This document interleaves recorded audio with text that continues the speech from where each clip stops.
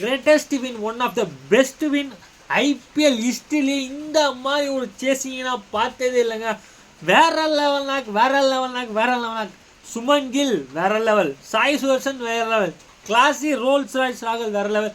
But match சிம்பிளாக வச்சுருங்க. GT 200 chase பண்ணோம், நிதானமாக ஆடலாம், விக்கெட் விடாமல் ஆடலாம், பவர் பிளேயில் நல்லா ஸ்கோர் பண்ணுவோம், அதுக்கப்புறம் கொஞ்சம் கொஞ்சமாக முன்னே கொண்டு போகணும்னு சொல்லிட்டு டெல்லிக்கு 1% கூட வாய்ப்பு கொடுக்கலங்க. செகண்ட் ஹாஃப் ஆரம்பிச்சதுலேருந்து டெல்லி மேட்ச்லேயே இல்லை.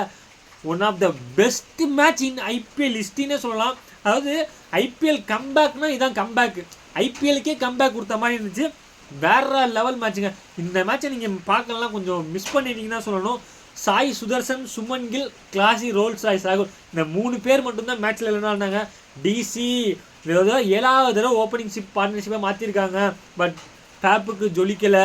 அபிஷேக் பூரன் நல்லா ஆனார், ஸ்டெப்ஸும் நல்லா ஆனார், அக்ஷப்ட் நல்லா ஆனார். பட் யாருக்குமே பெருசாக ஒட்டலைங்க.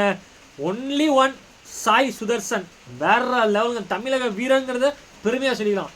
Thank you guys.